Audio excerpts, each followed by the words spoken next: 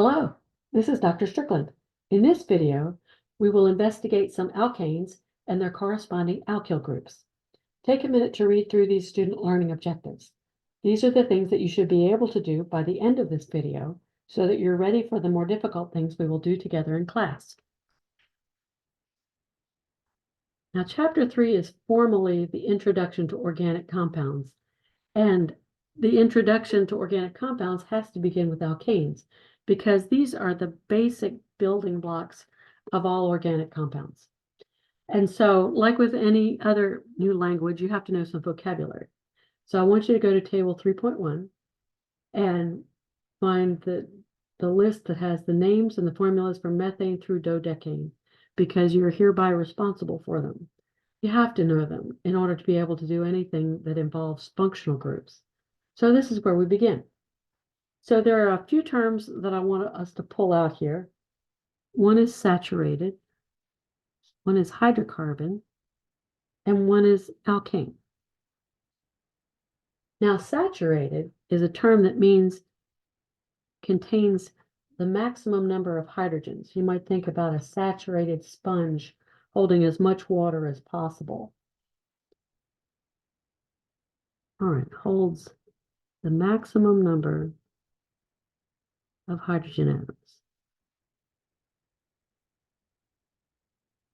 Now, hydrocarbon means exactly what it sounds like, and we've talked about this before. Hydrocarbons are compounds that are made up just of carbons and hydrogens. So they contain only carbon and hydrogen atoms. And hydrocarbons that are called alkanes have only carbon-carbon single bonds. There are no double bonds or triple bonds. And the molecular formula of any alkane has a general formula. It has the same pattern. C to the N, H to the 2N plus 2, where N is equal to the number of carbon atoms. So if you look down here into this bit of the table, because certainly this isn't all of the ones that I want you to know from table 3.1, you'll see methane and ethane. Now with propane and butane, you can see how many carbons they have. 3 carbons for propane, 4 carbons for butane. What I want you to do is I want you to calculate the number of hydrogens that are present in propane and then in butane. So use this general formula for an alkane. Pause the video, put those numbers in, the subscripts here and here, and then come on back. All right, welcome back. So if N is 3, then 2N plus 2 is 8 for propane.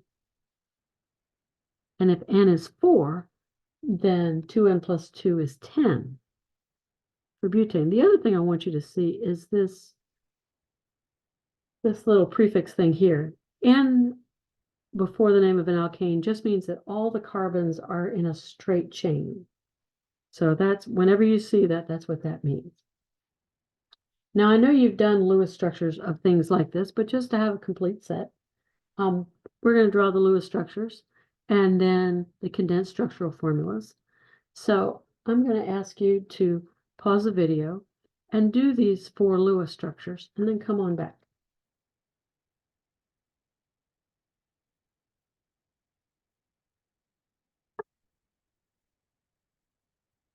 All right, welcome back. So 1 carbon and 4 hydrogens, that's methane. 1 carbon can hold a maximum of 4 hydrogens, so it's saturated. Ethane has 2 carbons. That means there are 6 other places where there can be something else bonded to the carbons, and that's how ethane gets 6 hydrogens. Propane, 3 carbons in a row. 1, 2, 3, 4, 5, 6, 7, 8. The saturated hydrocarbon with 3 carbons has to have 8 hydrogens. That's the maximum. And then finally with N-butane, 1, 2, 3, 4, 5, 6, 7, 8, 9, 10. Now remember, you can't leave it like this. If you're drawing a Lewis structure and you're showing the covalent bonds, you have to show the symbol of the atom. If you leave it with just the bonds showing, it's incomplete. And that'll cost you points, and I don't want you to lose points over something like that. So make sure you fill everything in. But it takes a while to draw those, which is why people invented condensed structural formulas, right? Where we condense down all the hydrogens that are attached to a particular carbon so that you can read them from left to right with what's bonded to this carbon, 3 hydrogens, and then the next carbon. And that one has 3 hydrogens. And doing the very same sort of thing with propane, we get a condensed structural formula like this. And with N-butane, it looks like this. And actually 4 carbons is the smallest number of carbons where you can have an arrangement other than carbons connected in a straight chain. And we'll get to those here in just a bit. Now, constitutional isomers, as you know, are different compounds that have the same molecular formula, but different connectivities. That is how the atoms and bonds are arranged. And remember that compounds are different only if they have at least one different physical or chemical property.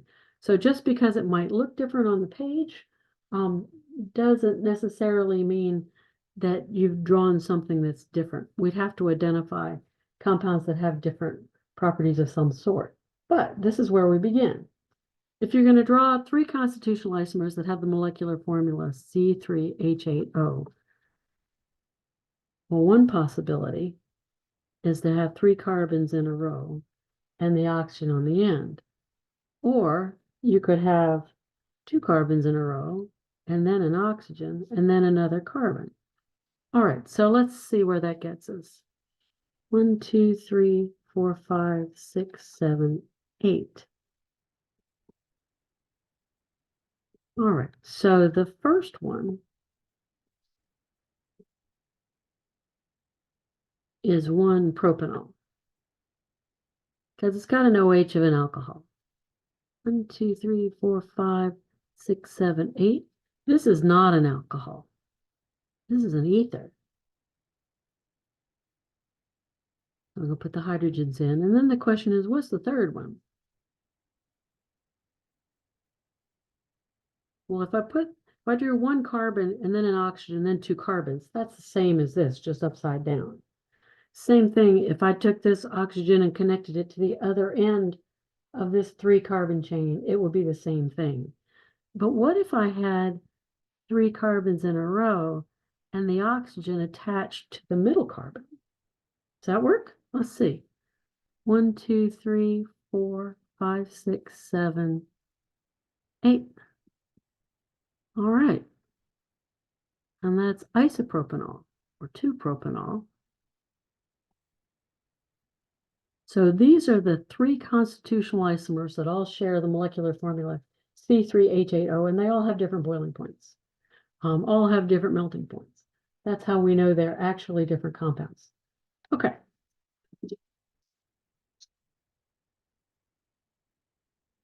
So from each of these basic alkanes, we can make an alkyl group. And an alkyl group just means there's something else besides a hydrogen that's connected here. So I'm going to put a squiggle.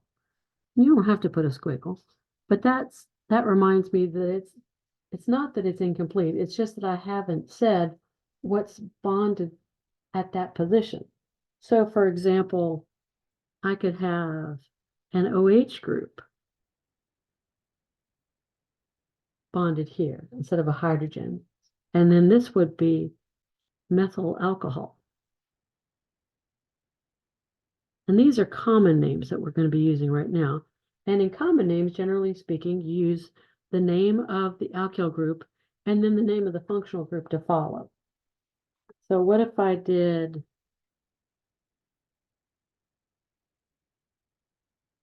the ethyl group and then just put an NH2 at the end?